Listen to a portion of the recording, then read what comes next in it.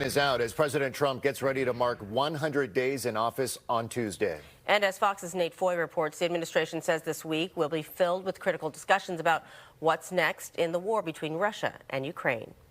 President Donald Trump will mark his 100th day back in office this week, but new polling shows mixed results for his job performance. According to an AP poll, 46% of U.S. adults approve of Trump's approach to immigration, as his handling of the border remains his strongest issue. But a recent Reuters poll finds only 37% of respondents approve of his economic policies, with some saying they fear the possibility of a recession. Trump is in New Jersey Sunday, following his Italy trip, where he paid his respects to Pope Francis. On the sidelines of the funeral, Trump and Ukrainian President Volodymyr Zelensky spoke for the first time since their Oval Office blowout. How did the meeting with Trump go? Really, we had a productive meeting. I don't want to go to a lot of details. After the meeting, Trump called out Russian President Vladimir Putin, writing in part, quote, "There was no reason for Putin to be shooting missiles into civilian areas, cities, and towns over the last few days. It makes me think that maybe he doesn't want to stop the war. He's just tapping me along." Secretary of State Marco Rubio emphasizes just how critical the upcoming days will be to bring an end to the war. We have to make a determination about whether this is an endeavor that we want to continue to be involved in,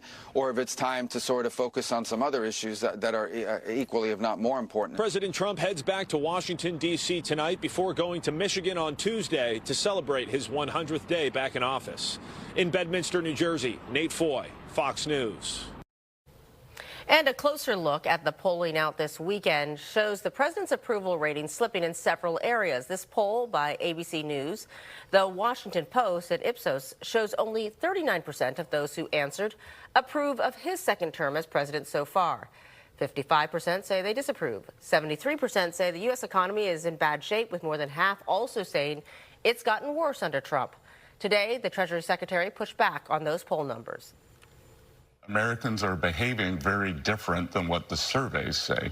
So the surveys may say that, but consumers are still spending. So I prefer to look at what Americans are doing rather than how they're answering polls. Well, that same poll also shows the president is underwater on issues besides the economy. More than 60% say his administration is trying to dodge federal court orders, does not respect the rule of law, and is going too far in its efforts to expand the powers of the presidency. And Elon Musk's popularity is also slipping after gaining power in the White House in recent months. A new AP poll shows only 33% of Americans view Musk favorably, and that's down from 41% in December. Many Americans say they are worried about his influence over the federal government. Musk is expected to leave his administration job in the coming weeks. The Justice Department